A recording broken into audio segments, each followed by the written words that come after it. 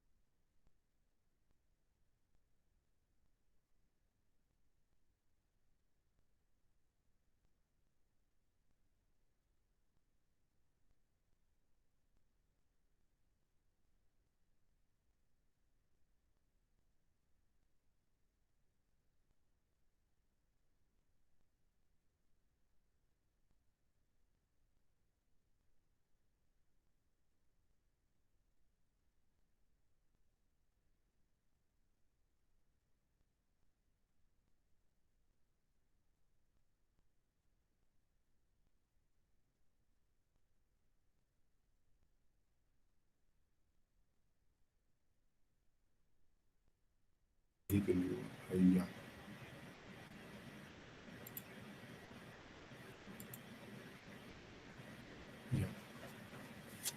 Solamente si ven ahí ya. Ya entonces.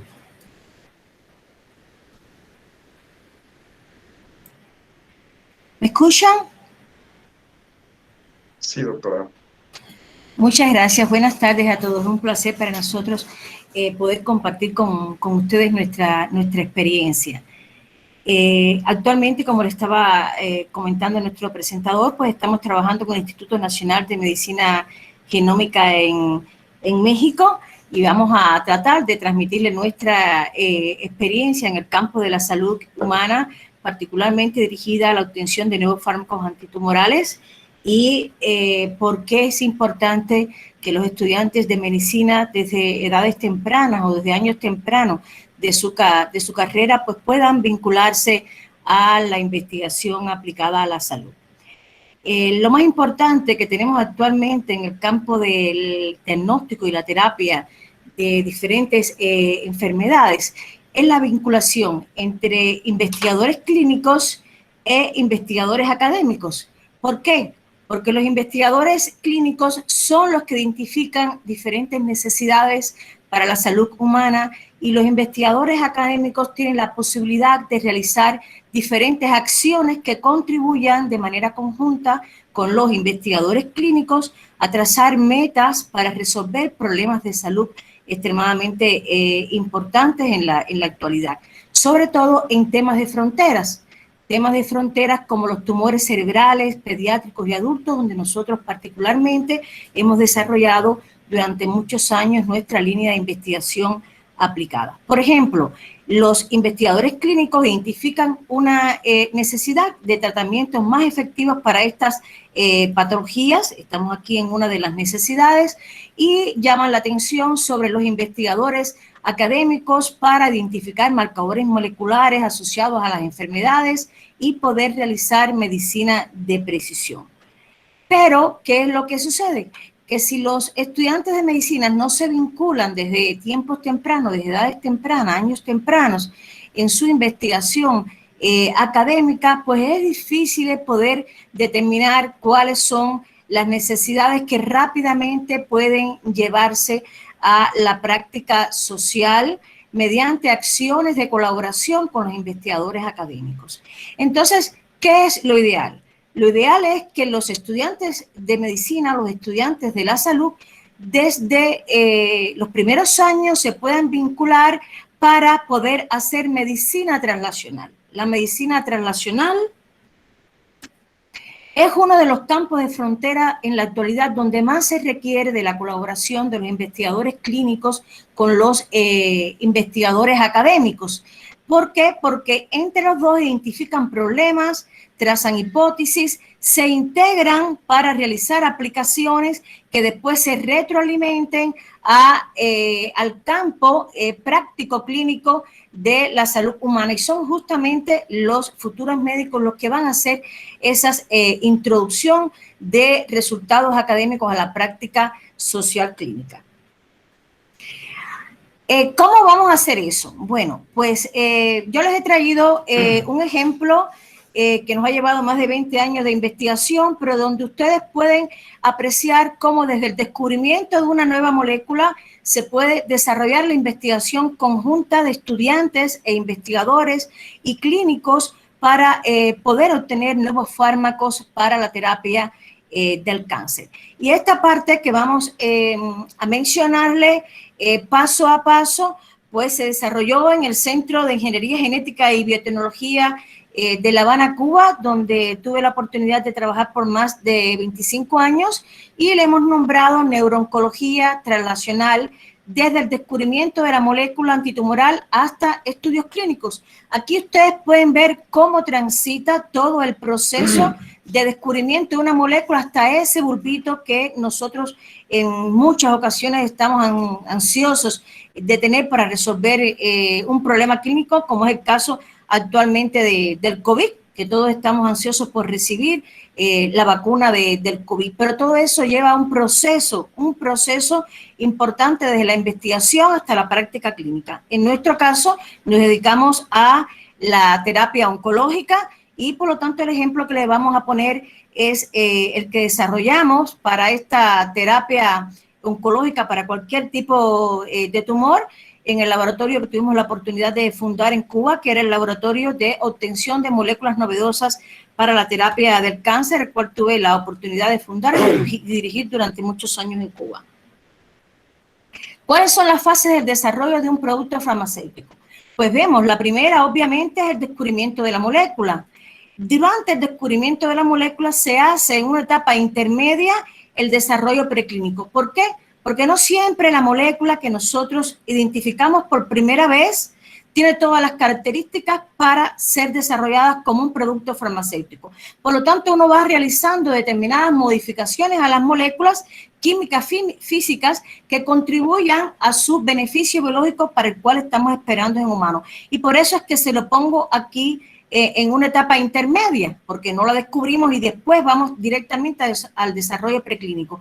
Tenemos que realizar modificaciones a las mismas y modificaciones de obtención para las mismas hasta obtener la molécula apropiada para uso humano. Y ahí tiene una importancia relevante la medicina, los clínicos, los tecnólogos. Aquí en Cuba se llama farmacéuticos, pero aquí tienen una carrera mucho más completa, pienso yo, que tiene farmacia, química y biológica, de lo cual hemos tenido la oportunidad de tener estudiantes mexicanos. Pues aquí todos estos colegas tienen una importancia relevante para, con un trabajo integrado, poder realizar el desarrollo preclínico donde utilizamos modelos de células, utilizamos modelos animales y en paralelo, mira que también se solapan estas dos etapas, estamos desarrollando desde el punto de vista farmacéutico el producto que deseamos. Porque el producto puede ser inyectable, puede ser oral, y cuando son inyectables pueden ser subcutáneos, pueden ser por vía intravenosa, diferentes presentaciones que en dependencia de eso es la calidad del producto. Y eso se va haciendo desde el desarrollo preclínico. Una vez que determinamos toda esta etapa, pasamos entonces a los estudios clínicos, donde los estudios clínicos tienen diferentes etapas, pero actualmente está la tendencia de ir solapando cada una de esas etapas de estudios clínicos, donde uno tiene la posibilidad de una manera más rápida de combinar cada una de sus fases para poder llegar hasta el resultado final, como han hecho de manera exitosa muchas compañías investigadoras para el desarrollo de la vacuna COVID. Y entonces, después que tenemos esos estudios clínicos, pues pasamos a la etapa de la comercialización del producto. En este caso, ¿cómo obtuvimos nuestra molécula? Pues nuestra molécula la obtuvimos a partir de una observación experimental. Nosotros observamos que un grupo de animales portadores de un tumor, después de un tiempo, pues presentaban regresión tumoral. Y bueno, esto, ¿cómo ocurrió? ¿Qué fue lo que pasó? Pues entonces pudimos evaluar que realmente desde finales del siglo XXI, Coley y colaboradores habían observado que pacientes en estadio avanzado de cáncer, pues sus tumores regresaban después de una infección determinada. Y entonces estábamos en un campo que durante todo el siglo XX muchas instituciones e industrias farmacéuticas y aún al inicio del siglo XXI, pues estaban buscando para encontrar productos que derivados de microorganismos pudieran ser útiles para la terapia del cáncer. Y ahí surgió la inmunoterapia del cáncer. De ahí viene la inmunoterapia del cáncer, pero nosotros nos trazamos una hipótesis completamente diferente. Pues nosotros pensamos, si los microorganismos, además de activar el sistema inmune de manera concomitante y dar origen a la inmunoterapia actual, que recientemente obtuvo un premio Nobel, pues también estos microorganismos podrían producir moléculas para matar las células tumorales que compiten por su medio ambiente. Y entonces trazamos una estrategia donde identificamos que en efecto un grupo de ratones estaban infestados con determinados microorganismos, pero lo más interesante es que el 20% de esos microorganismos correspondían a Serratia marcescens y que ese 20% había tenido regresión tumoral total.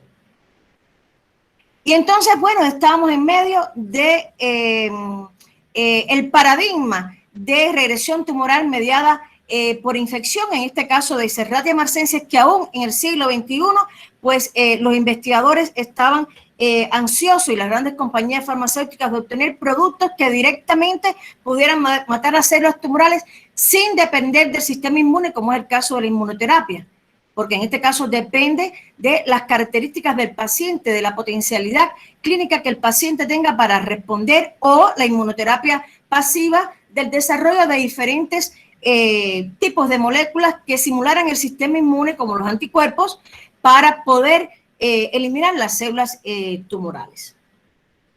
Entonces, con nuestra hipótesis que ya se planteé anteriormente, ¿qué fue lo que hicimos? Pues aislamos células tumorales del medio ambiente, Serratia marcescens del medio ambiente, las inoculamos con células tumorales en un hospedero mamífero, aislamos lo que sobreexpresaba al medio extracelular, lo filtramos y lo evaluamos sobre una línea celular tumoral humana. ¿Por qué? Porque nos interesaba ver si realmente lo que estábamos viendo en animales podría ser útil para la terapia del cáncer en humanos. Y aquí vemos que ese sobrenadante de cultivo derivado de la cepa que había sido aislada del medio ambiente, pues no presentaba efectos sobre las células tumorales. Sin embargo, esta curva que ven aquí, donde se puede apreciar que sí hay dosis-respuesta, por lo tanto, hay un efecto citotóxico directo sobre las células tumorales, se observaba únicamente para aquel sobrenadante de la cepa que había sido coinoculada. Por lo tanto, demostramos nuestra hipótesis que se podían obtener microorganismos o cepas bacterianas que produjeran moléculas y sobreexpresarlas al medio exterior independientemente del sistema inmune, porque aquí ya no estamos en presencia del sistema inmune y podía ser útil para la terapia del cáncer. Hicimos la prueba del concepto en animalitos con el tumor establecido, tumores ya en estadios muy avanzados, le inoculamos ese primer compuesto que pudimos obtener de sobrenadante de cultivo sin presencia del sistema inmune y pudimos observar que a través del tiempo ocurría regresión tumoral total. Aquí vemos en la histología de estos ratoncitos que no habían sido tratados con nuestro compuesto cómo habían desarrollado grandes masas de tumores sólidos, mientras que los tratados pues no tenían evidencias ni clínicas ni microscópicas del tumor. ¿Y cómo era la sobrevida? Miren qué interesante. El 60% de los animales que habían sido tratados con nuestro compuesto pues sobrevivieron por más de 300 días sin síntomas clínicos de tumores, mientras que el 100% de los que no fueron tratados murieron en el término de 60 días. Por lo tanto, probamos nuestra hipótesis in vitro y probamos nuestra hipótesis in vivo. Después, ¿cuáles son las moléculas que están en ese compuesto que tienen la actividad? Ahí tienen un papel muy importante los estudiantes físico-químicos y biólogos. Los estudiantes físico-químicos y biólogos pues tienen muchísimas herramientas en sus manos que pueden identificar cuáles son las moléculas. Nosotros desarrollamos una en la cual teníamos experiencia amplia en nuestro instituto a través de la tinción inversa desarrollada por el doctor Hardy y la doctora Lila Castellanos. Son prestigiosos biotecnólogos en el mundo actual. Utilizamos esa técnica y le realizamos algunas modificaciones de acuerdo a nuestros intereses y observamos que en efecto existía a la altura de 50 kilodalton una molécula que producía un efecto directo sobre las células tumorales humanas que estábamos evaluando.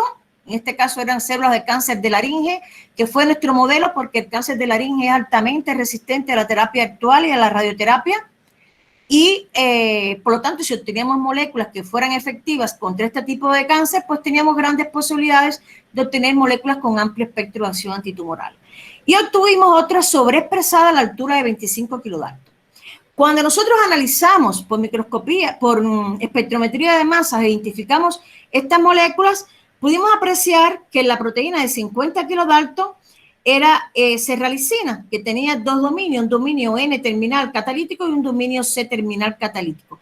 Y que la de 25 kilodalton no era otra proteína, sino que era un producto de degradación, producto de la autocatálisis de esta enzima, y que hasta el momento este producto de degradación, que era el C-terminal, tenía mayor efecto citotóxico directo sobre células tumorales que la molécula que le dio origen. Y resultó muy interesante que esta estructura pues solamente tenía adjudicado hasta el momento en que habíamos hecho ese estudio funciones arquitectónicas de la molécula. No tenía función biológica establecida. Por lo tanto, desarrollamos toda una serie de investigaciones donde logramos demostrar que estábamos identificando un fragmento antitumoral por primera vez a nivel mundial y presentamos esta patente que ha sido otorgada en Estados Unidos, Europa, Japón, en más de 40 países. Aquí están identificadas muchos de los países donde están, donde fue aprobada, registrada nuestra patente. Y con esos resultados, pues desarrollamos el producto, el bulbito del cual estamos hablando. Para eso desarrollamos toda una tecnología que es muy importante también para los farmacéuticos que trabajan en áreas limpias, ya a escala industrial, donde ese proceso nos permitió de manera recombinante, ya no en Serratia marcense, sino que aislamos ese gen que producía el fragmento de interés y lo producimos en Escherichia coli en características que fueran permitidas para obtener moléculas para uso humano de manera inyectable. A esa molécula se le llamó 6GB370, Centro de Ingeniería Genética y Biotecnología, y el código de la molécula. Pasamos entonces a trabajar con ese producto ya obtenido y lo utilizamos sobre una gama muy amplia de células tumorales humanas. Aquí tenemos cáncer de pulmón de células pequeñas, cáncer de colon, cáncer de pulmón de células no pequeñas, diferente origen hematológico, y de manera interesante aquí tenemos la primera causa por cáncer a nivel mundial, cáncer de pulmón, donde era muy efectiva nuestra molécula. Esta metodología la usamos, la metodología que empleamos fue la metodología del NCI de los Estados Unidos para evaluar nuevas moléculas para la terapia del cáncer. Demostramos que tenía potente efecto antiangiogénico y tenía efecto antimetastásico, lo cual le daba mucho poder porque tiene efecto directo, podía inhibir la formación de nuevos vasos sanguíneos que alimentan al tumor y por tanto tronchar su crecimiento, y además podía evitar metástasis a distancia. Los modelos animales, estos son modelos animales atípicos que no tienen pelitos, son capaces de incubar células tumorales de origen humano y desarrollar el tumor porque tienen deficitario su sistema inmune. ¿Y qué vemos aquí? Aquí vemos que hay estos son los ratoncitos sin tratar y estos son los ratoncitos tratados. Hay una inhibición del crecimiento extremadamente importante.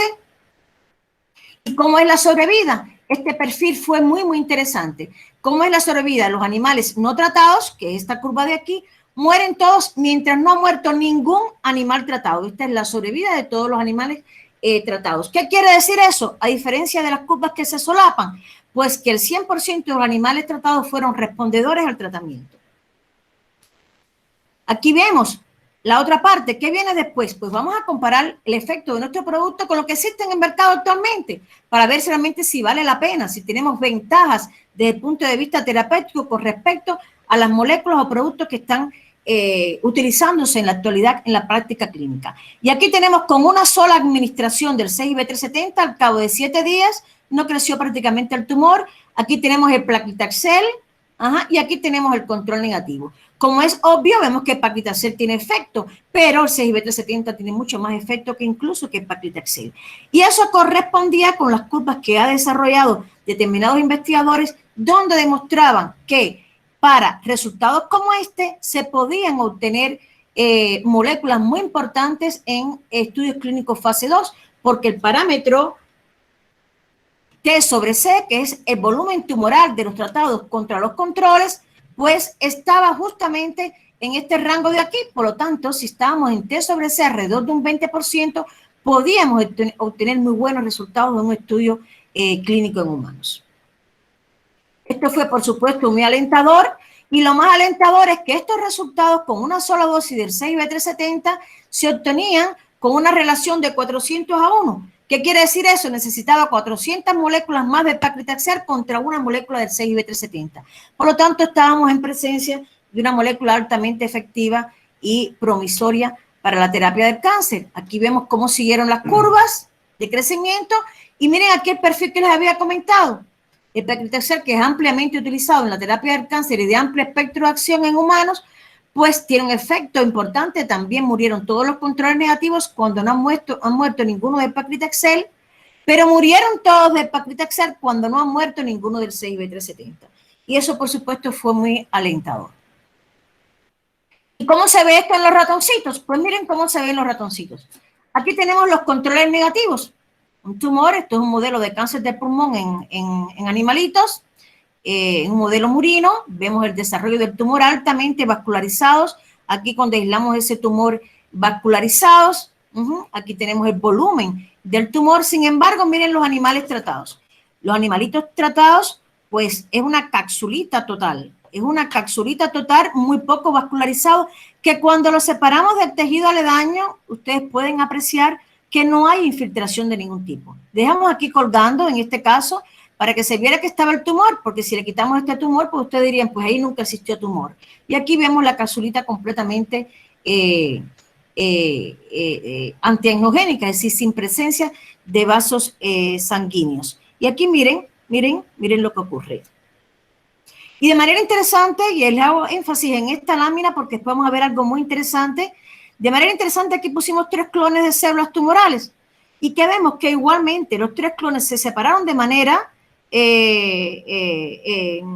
encapsulada, e igualmente tampoco hubo infiltración en su tejido aledaño. Y entonces, bueno, ¿hacia dónde nos vamos? ¿Qué es lo que queremos? ¿Qué patologías queremos usar en humanos? Y hemos visto que tenía con esta gráfica pues amplio espectro de acción.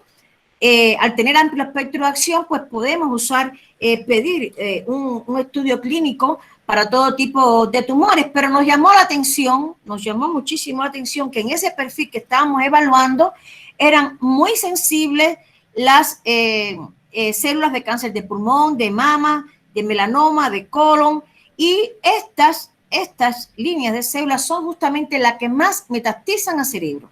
Y eso es muy relevante. ¿Por qué? Porque realmente los tumores cerebrales que más provocan muerte son las metástasis producto de estos orígenes de tumores primarios. Los tumores cerebrales pueden ser primarios o metastásicos. Los primarios, los que se originan producto del propio tejido tumoral cerebral, y los metastásicos son los que se originan en otro sitio alejado del cerebro y que migran con su capacidad metastásica hasta el cerebro. Y realmente lo que da más traste a la muerte con los pacientes pues son los tumores cerebrales metastásicos. Pero que realmente no se registra mucho, porque cuando un paciente tiene cáncer de pulmón, pues la causa de muerte es cáncer de pulmón, y si hizo metástasis, pues no van a poner producto de la metástasis del pulmón, sino que clínicamente se establece como que murió por cáncer de pulmón, que es realmente lo que está establecido. Pero las metástasis son las que más dan al traste con la vida de los pacientes.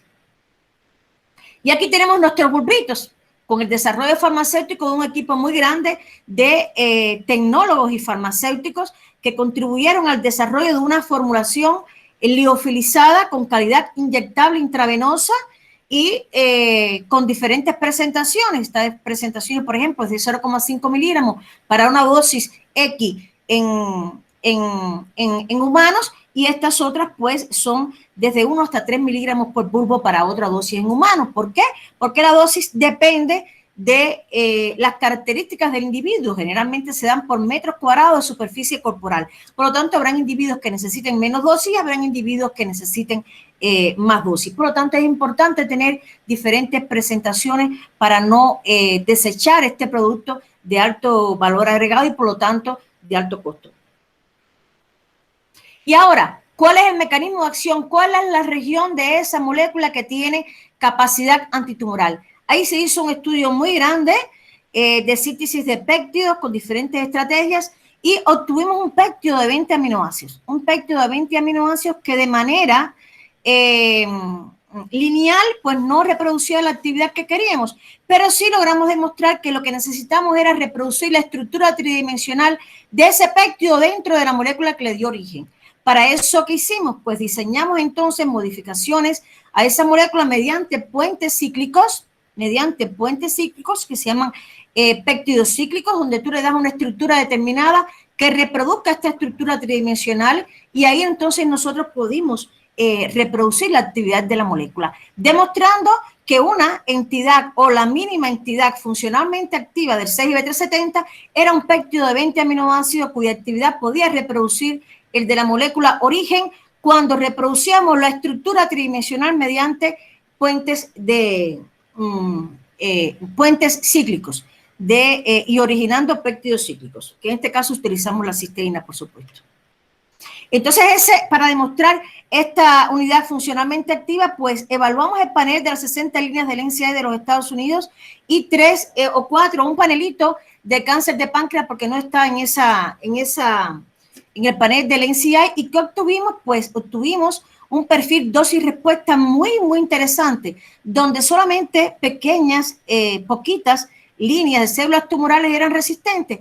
Pero lo más interesante es que dentro de estas líneas resistentes estaba justamente una línea de cáncer, una línea normal. ¿Por qué? Porque hasta ahora hemos hablado de efecto directo sobre células tumorales. Hemos visto que los animalitos no se mueren, pero ¿cuál es su especificidad? ¿Cómo logra esta molécula diferenciar cuál es una célula tumoral y cuál es una célula normal? Pues esta molécula tiene esa capacidad. ¿Y qué provoca? ¿Qué es lo que provoca en la célula tumoral? ¿Por qué muere la célula tumoral? Pues aquí vemos un estudio de microscopía de fuerza atómica sobre un glioblastoma multiforme, donde observamos que se forman poros en la membrana sin ruptura de la membrana, y obtenemos pues las imágenes clásicas de apoptosis celular por microscopía de fuerza atómica. Aquí vemos muy bonita esta imagen de microscopía de fuerza atómica. La hicimos en la Universidad de Barcelona en colaboración con el doctor Miguel Viñas. Esto fue un equipo de trabajo muy grande de diferentes instituciones y países, donde tuvimos la oportunidad de colaborar con muchísimos grupos de punteras, tanto en biología celular del cáncer como empresarios en el desarrollo de nuevos fármacos y nuevas tecnologías para convertir la idea en producto. Y aquí vemos un modelo de dinámica molecular donde la unidad mínima funcionalmente activa de nuestra molécula está interactuando con su receptor, que es específico para células tumorales, y donde tanto la molécula que le dio origen como esta unidad mínima funcionalmente activa pues inducen la cascada de apoptosis mediada por caspasas. Todos queremos que la muerte sea por apoptosis para evitar pues que salgan a la superficie exterior todos los componentes intracelulares y que evitar la toxicidad de estos en el organismo. Ahí presentamos otra patente. En esta patente pues presentamos en más de 76 péptidos cíclicos y una metodología general a nivel físico, químico y biológico que nos permite obtener péptidos cíclicos con actividad antitumoral y antiangiogénica, y esta patente pues también nos fue otorgada en más de 40 países a nivel mundial, incluyendo la Unión Europea, Estados Unidos, Canadá, Japón. Miren aquí todos los países donde fue otorgada también esta patente. Pero hay algo que es extremadamente importante. Nunca tenemos la bala mágica. Nunca tenemos la bala mágica. Por lo tanto, siempre tenemos que valorar cómo nuestra nueva molécula que vamos a introducir a la práctica clínica, cómo puede mejorar la actividad de otras moléculas, sensibilizar la actividad sobre otras moléculas o sencillamente tener efecto sinérgico con otras moléculas que actualmente se encuentran en el mercado. Y para eso tomamos como modelo glioblastoma multiforme, la línea U87, que es un modelo muy referenciado en la literatura en la investigación del glioblastoma, que es el más mortífero y de los tumores cerebrales primarios. Y establecimos esta metodología, donde en esta metodología desarrollada en nuestro laboratorio, hacíamos gradientes de densidad y gradientes de tiempo entre las diferentes drogas. Entre diferentes drogas. ¿Y qué obtuvimos? Que en efecto, si nosotros sumamos dos moléculas, en este caso el 6B370 con temozolomide, que es el producto que se utiliza actualmente para la terapia de tumores cerebrales combinado con radioterapia y cirugía, pues cuando hacemos una combinación instantánea, pues vemos que no hay efecto favorable en esa combinación. Perdón, aquí hay una gama completa de efectos de combinación, donde vemos que este color de aquí, malva, pues provoca un efecto sinérgico muy fuerte. Y en esta distribución de gamas va hacia el antagonismo.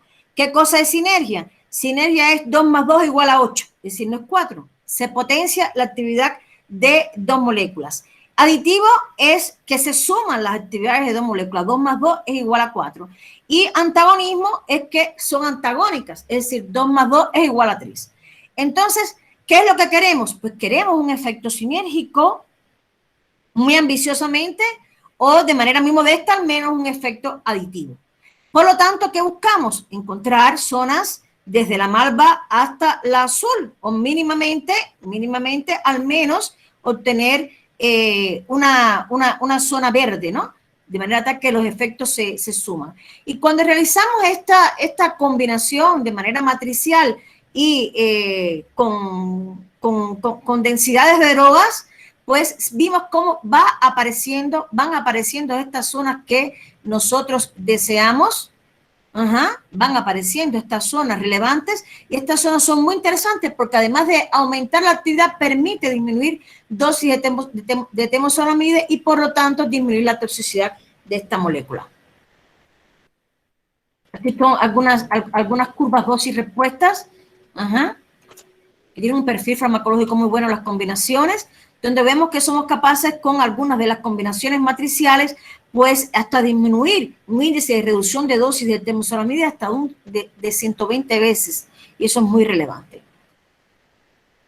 ¿Qué es lo que ocurre en la celulita? Miren por qué es importante las combinaciones matriciales. Combinaciones matriciales porque generalmente en los laboratorios se hace 50 y 50 y hemos demostrado que no debe ser 50 y 50. Pueden existir una gama muy amplia de combinaciones de molaridad que no necesariamente sea 50 y 50, que sí pueden provocar un efecto sinérgico importante. Miren aquí, por ejemplo, aquí, en esta relación 1:3:1, estas son las 1.3:1. Estas son las modificaciones que se ven en la célula. Aquí, mira cuáles son las modificaciones. Aquí, miren cuáles son las modificaciones. Y como ustedes pueden ver, es la misma combinación de 6IB370 con temozolomide. Lo que hemos utilizado son diferentes condiciones de desfasaje para crear un gradiente de densidad. Estos tres puntos que ustedes ven aquí, vamos a verlo anteriormente. Aquí. Pero no lo vemos, no lo marqué aquí, disculpen, no lo marqué aquí, pero supongamos que uno está aquí, otro está aquí y otro está aquí. Es decir, todos tienen efecto, pero el efecto que provocan es completamente diferente. Y toda esta zona de aquí, por supuesto, es un efecto completamente antagónico.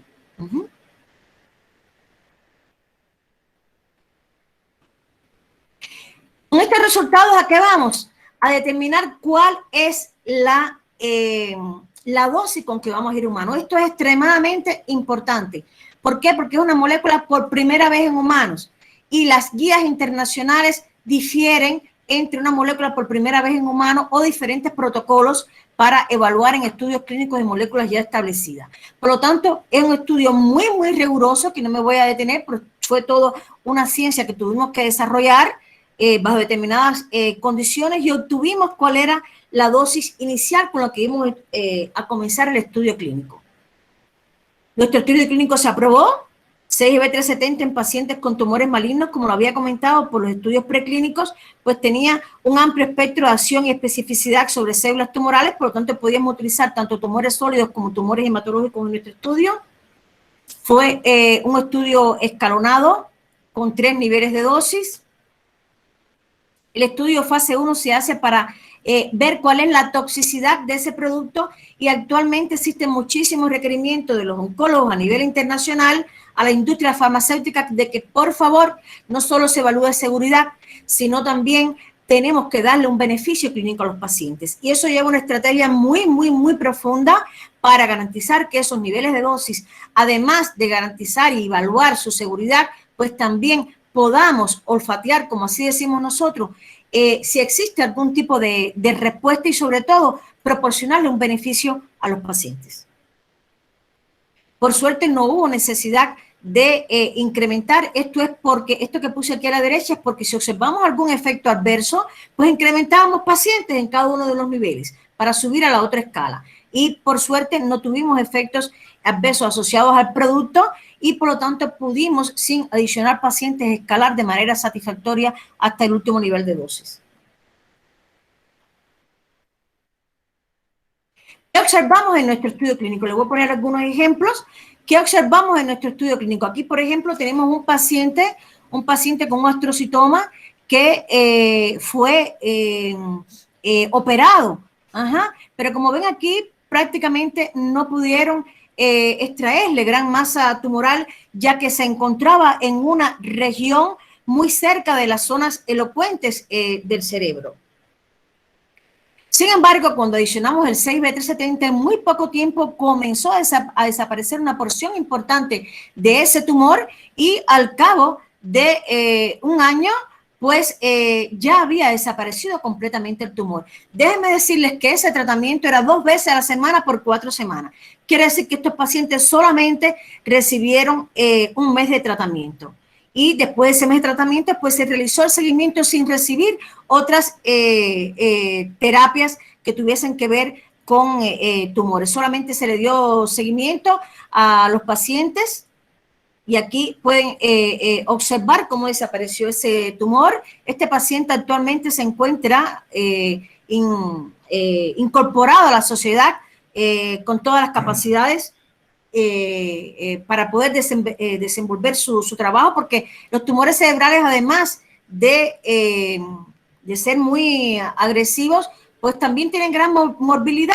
¿Por qué? Porque provocan disfunciones locomotoras, de memoria, además muchísimas disfunciones que incapacitan a los individuos para incorporarse a la sociedad. En este caso, el paciente está incorporado completamente a la sociedad. Esto es una metástasis de colon, al cerebro, estadio 4, muy avanzado. Este es el paciente donde los médicos deciden no hacerle operar al paciente porque ya estaba en una etapa muy, muy avanzada, donde no había respondido a los tratamientos. Y miren qué fue lo que pasó con esta masa tumoral metastásica bastante grande.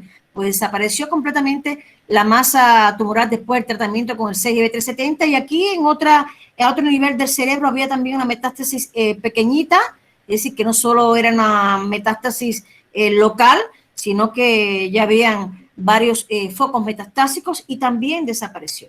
Este paciente también se encuentra incorporado a la sociedad. Estos estudios concluyeron, como vieron aquí, en el 2016. Comenzaron en mayo del 2016 y concluyeron 2 meses después, uno de tratamiento y otro de seguimiento en fase 1, donde se demuestra que no hay toxicidad, y después se le da seguimiento para ver cómo evolucionaron esos pacientes desde el punto de vista clínico. Y aquí este es un dato muy interesante. Este es un tumor de tallo, un paciente muy joven de 28 años.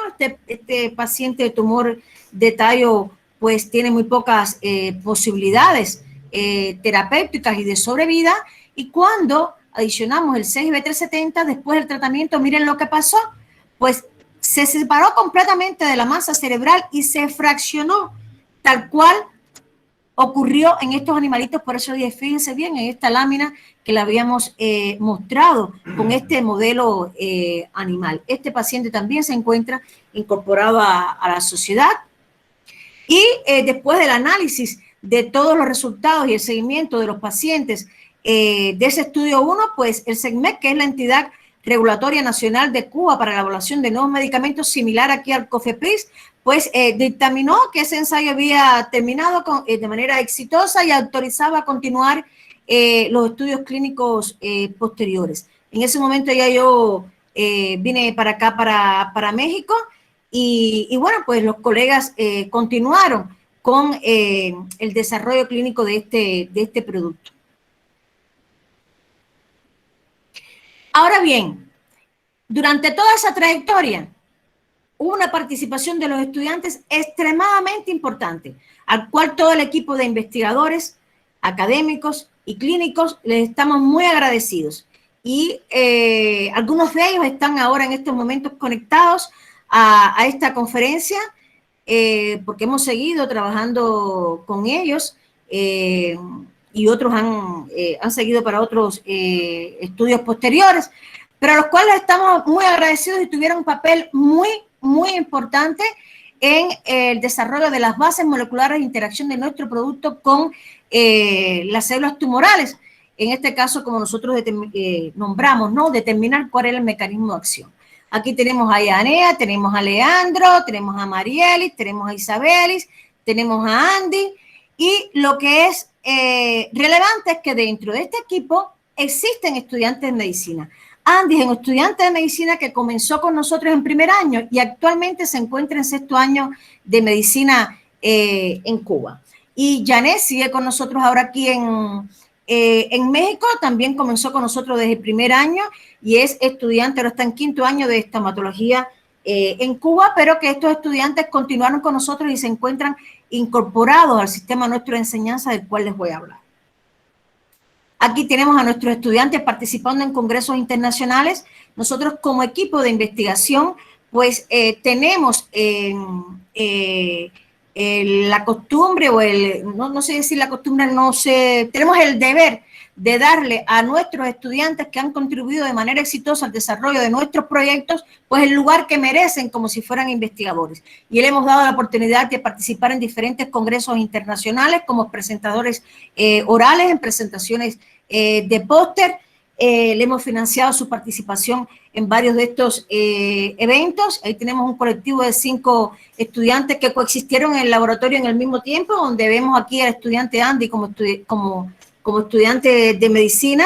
Aquí tanto Andy como Isabelis recibieron premios internacionales en sus presentaciones en diferentes años, en congresos internacionales. En un año lo recibió Andy y en otro lo recibió Isabelis. Es decir, que un estudiante lograr el premio del Congreso es un reto extremadamente alto y para nosotros un orgullo extraordinario, y ellos lo pudieron lograr con sus aportes al desarrollo de este proyecto, desde el descubrimiento de la molécula hasta el estudio clínico. Ahora bien, esto que estamos mirando anteriormente, pues el 100%, por supuesto, de todos los estudiantes, de todos los pacientes que participaron en este estudio clínico no tuvieron igual respuesta. Y eso a nosotros pues nos llevó a decir, bueno, cuáles son las características de estos pacientes que no tuvieron igual respuesta. Y ahí entra la medicina de precisión. ¿Cuáles son las características genéticas de un individuo que hacen que algunos sean mejores respondedores y otros pues no sean respondedores? Incluso algunos son respondedores al inicio y después hacen resistencia y ocurre una regresión, una involución del tumor. Es decir, después cuando pensamos que ya está resuelto el problema, pues la evolución comienza a ser desfavorable y conduce a la muerte en breve tiempo. Entonces, ¿qué observamos? Bueno, para el caso de los tumores cerebrales era muy difícil. ¿Por qué era muy difícil? Porque no podíamos someter a esos pacientes de nuevo a una cirugía, craneal. Y entonces ahí está la relevancia de cómo podemos seguir a estos pacientes, cómo podemos ayudar a estos pacientes. Pues por biopsia líquida. Vamos a analizar qué hay circulando en sangre que nos puede caracterizar al tumor cerebral de manera molecular, tanto genómica como proteómica, para decir cuáles son los perfiles moleculares que han cambiado en ese individuo o cuál es el perfil genético per se de ese individuo, tanto germinal como mutacional, que provocó que tuviese una respuesta diferente al resto. Miren aquí, qué interesante. Esto es una biopsia líquida, un perfil proteómico de biopsia líquida, y aquí tenemos individuos aparentemente sanos. Miren, cada uno de estos carriles, similar perfil. Sin embargo, 5 pacientes de glioblastoma multiforme, 1, 2, 3 y 4, pues todos se diferencian. Miren esta zona de aquí. Miren esta zona de aquí. Miren esta zona de aquí. Miren esta zona de aquí. Todos tienen perfiles moleculares diferentes. Pero estos perfiles moleculares, ¿por qué fueron? Porque ese paciente per se tenía variantes genómicas, germinales, que predisponían a este paciente a desarrollar un tumor, o que el tumor tuvo determinadas mutaciones genómicas durante el transcurso de la enfermedad o del propio tratamiento que hicieron que modificara su perfil y fuera respondedor diferente.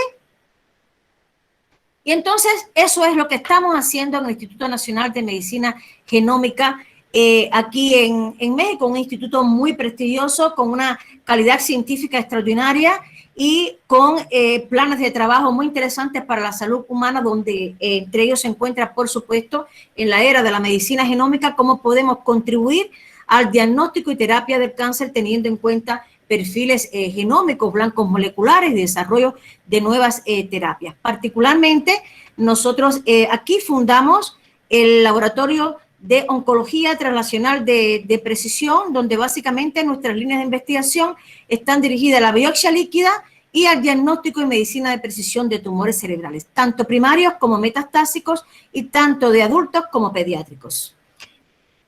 Esta es una imagen de nuestro instituto, esta es una imagen frontal y esta es una imagen por la parte de atrás. Tiene una infraestructura majestuosa con unos laboratorios muy bien equipados y sobre todo un equipo de científicos con muchos deseos de contribuir a la salud humana en México y a nivel mundial. lo cual a nosotros nos enorgullece poder pertenecer a esta comunidad del INMEGEN. Aquí tenemos dos proyectos. El proyecto Proteogenómica de tumores cerebrales pediátricos y adultos a partir de biopsias líquidas para diagnóstico y medicina de precisión, y otro proyecto que estamos sometiendo, radioproteogenómica de tumores cerebrales y su relevancia clínica. ¿Por qué? Porque les había comentado que la radioterapia forma parte del esquema de tratamiento de los pacientes con tumores cerebrales, pero la radioterapia también puede provocar efectos adversos dependiendo de las características individuales de los pacientes. Por lo tanto, tenemos que ser capaces de caracterizar qué individuos pudieran tener efectos adversos frente a este tratamiento, evitar que formen parte de la radioterapia o dosificar las mismas. Y a su vez también la radioterapia es específica. Pues bueno, ¿cuáles son las características genómicas o proteómicas de este individuo? Por eso es proteogenómica, porque combina la ómica de proteómica más genómica que pudieran hacer que la radioterapia fuera más efectiva. Y tenemos un proyecto de frontera con sinergias que se llama Radioproteogenómica de tumores cerebrales pediátricos y adultos mediante biopsias líquidas, el cual estamos aplicando con nuevos paradigmas moleculares para el diagnóstico y la medicina de precisión. Este proyecto de frontera, el cual estamos, como les repetimos, aplicando a diferentes estructuras internacionales, pues es muy importante porque está basado en aplicaciones potenciales de la biopsia líquida para pacientes con tumores cerebrales, que pueden ser muchísimas: diagnóstico, selección de tratamiento, respuesta al tratamiento, detección de enfermedad residual, prevención de radiotoxicidad, y para todo eso tenemos que hacer un perfil molecular del tumor solamente por una muestra de sangre. Y ahí en esa muestra de sangre, ¿qué vamos a obtener? El DNA, el RNA, las proteínas, modificaciones posttraduccionales de esas proteínas, y todo esto se combina en una caracterización proteogenómica en los que estamos colaborando, dirigidos por nosotros en el INMEGEN, un grupo grande de instituciones a nivel mundial. Aquí están. Estamos estableciendo una red de neurooncología translacional de precisión con sede en nuestro instituto, dirigido por nuestro laboratorio, con todas estas entidades internacionales, de Estados Unidos, Argentina, Europa, incluso empresas también farmacológicas que están interesadas. Todavía no tenemos, no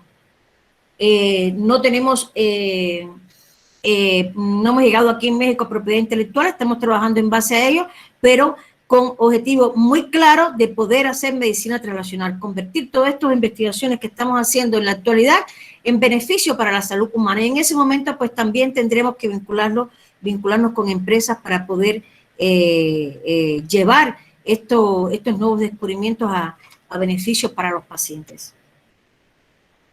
¿Qué hemos obtenido?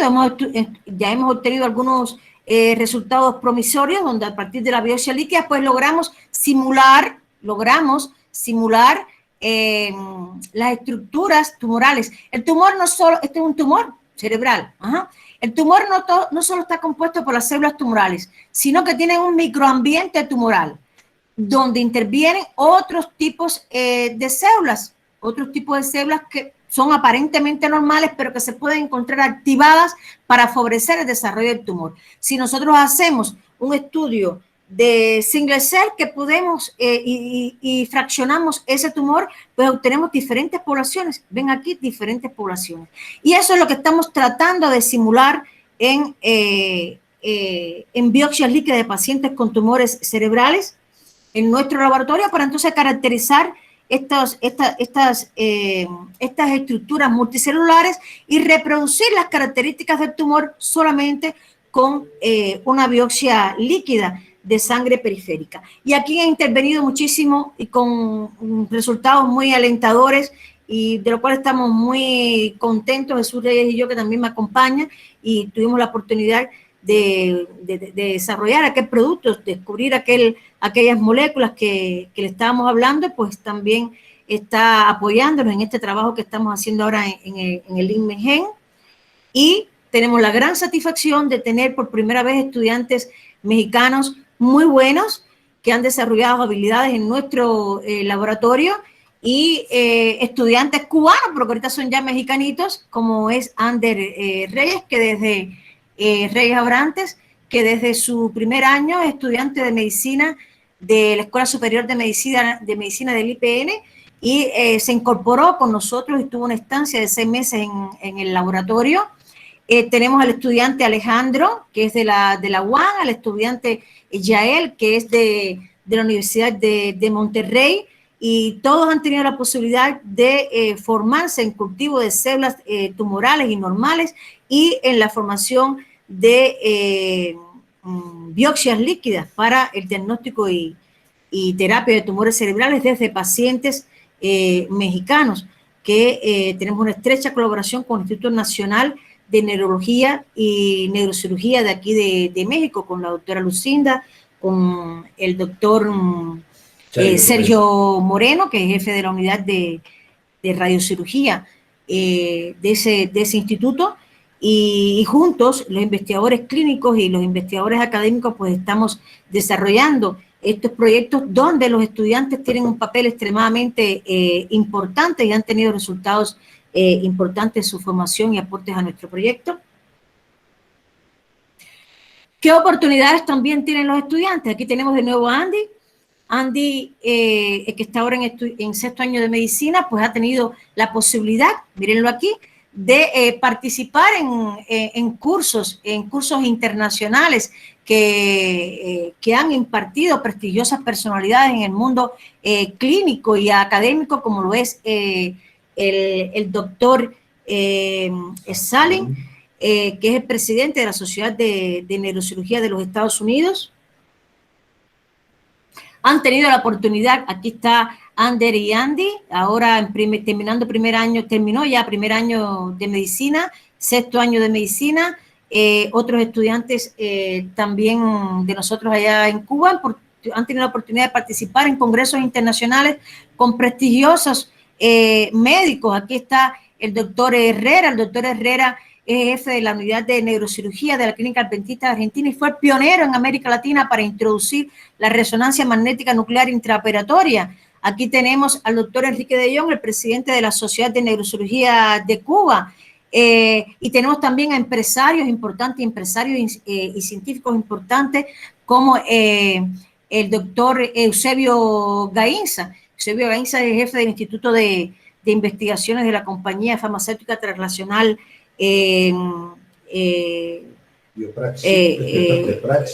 antes era Biopraxis y ahora es ahora no recuerdo exactamente, en ese momento era el jefe de investigaciones de la farmacéutica Praxis, que radica en Europa. Y aquí tenemos a nuestros estudiantes participando en congresos internacionales con póster, participando como conferencias, otros congresos. ¿Y cómo vamos a emprender ahora? ¿Cómo vamos a emprender los estudiantes de medicina que tenemos en Puebla? ¿Cómo vamos a incorporarlo? ¿Cómo pueden saber? ¿Cómo hacemos? Bueno, ¿cómo hacemos todo esto? ¿Cómo entramos a este sistema? Pues para emprender en la investigación como estudiantes del área de salud, lo primero que deben hacer es seleccionar un tema de interés. Un tema que le pueda interesar desde el punto de vista personal, o porque es un tema de frontera, o porque es un problema de salud actual. Identificar un equipo de investigadores que pueda recibirlos en ese laboratorio, y que lo primero que va a hacer ese equipo de investigadores o el director de ese laboratorio o su tutor es pedirles una revisión del tema de interés. Y no es pedirle una revisión del tema de interés, es enseñarles cómo hacer una revisión del tema de interés de manera adecuada. Después involucrarlos en la investigación aplicada en ese laboratorio, que puede ser in silico o puede ser húmeda. In silico es cuando utilizamos bases de datos, cuando usamos la computadora. Cuando no vamos allí y trabajamos con la sangre y las muestras de tejido y los animalitos y las células. En ese caso se llama experimentación húmeda. Ahora, en la actualidad, pues tenemos un programa de enseñanza a distancia en el IMEGEN, dada la situación actual del COVID, donde tenemos involucrados a los estudiantes en investigaciones in silico, para posteriormente poder desarrollar ese tema e involucrarse en la medicina transnacional, donde ahora ustedes van a ser investigadores académicos y en un futuro van a ser investigadores clínicos, y ya van a tener la experiencia de cómo poder combinar la academia con la clínica y van a tener una visión mucho más integrada de cuáles son los requerimientos para poder identificar un problema de salud y convertirlo en un beneficio para la salud humana. Aquí tenemos algunos resultados de los estudiantes que tenemos actualmente trabajando en biopsia líquida, donde están trabajando a distancia, tienen resultados muy interesantes con búsquedas bibliográficas a través de bases de datos por la metodología de revisiones sistemáticas, no una revisión cualquiera, llamo la atención, revisiones sistemáticas que son metodológicamente mucho más efectivas y que pueden aportar mucho más a la humanidad y a la investigación que revisiones aisladas. ¿Y cómo pueden hacerlo?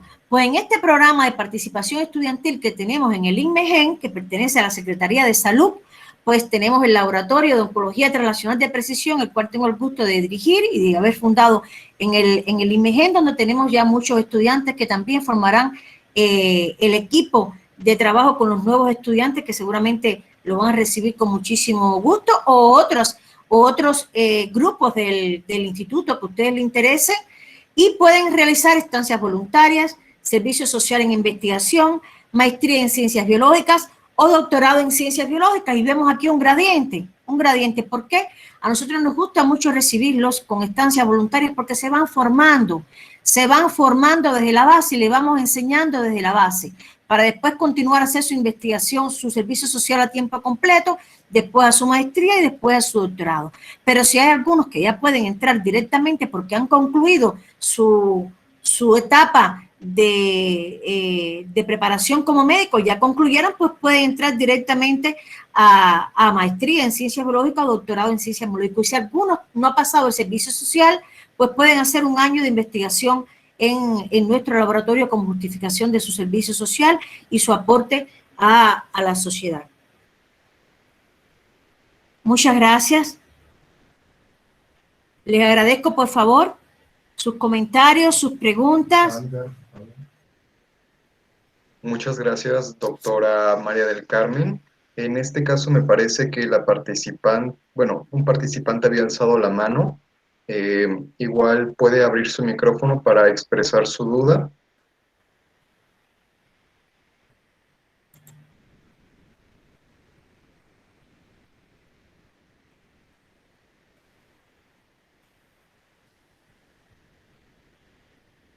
Me parece que la duda había quedado solucionada con lo que fue mencionando al final de la charla. Bueno, le agradezco mucho, doctora, habernos cedido pues parte de su tiempo. La verdad es que resulta muy interesante para nosotros tratar de incursionar en la investigación, principalmente porque muchas veces no sabemos qué camino seguir. Y bueno, sabemos que ahora podemos tocar puertas de institutos nacionales e incluso internacionales para continuar con nuestra formación médica y bueno, también colaborar un poco con la humanidad en el desarrollo de nuevas propuestas científicas de valor.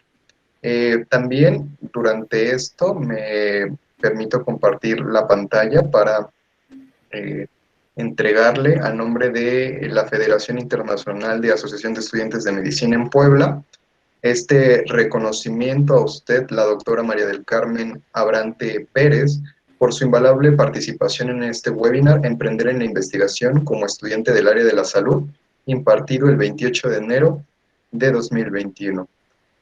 Agradecemos mucho esta participación de parte de usted y bueno, también en caso de que nuestros compañeros de América Latina pues lleguen a tener alguna duda, con todo gusto los redirigiremos para que le puedan enviar algún correo o para solicitar la información y estamos sumamente orgullosos de que haya participado con nosotros y tengamos próximas colaboraciones. Gracias, estamos a su disposición, ahí está el correo, nos pueden contactar en cualquier momento y bueno, tenemos la mejor disposición de poder contribuir a la formación integral de ustedes, los estudiantes de medicina. Y bueno, por nuestra parte sería todo. Le reitero nuestro agradecimiento y le pediré a los participantes de favor que enciendan su cámara para que podamos tomar una fotografía final de todos los asistentes a este webinar.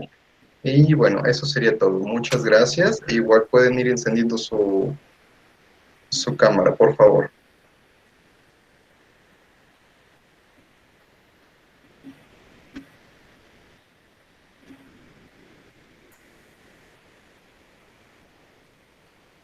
voy a proceder a tomar la fotografía. Agradezco toda su participación.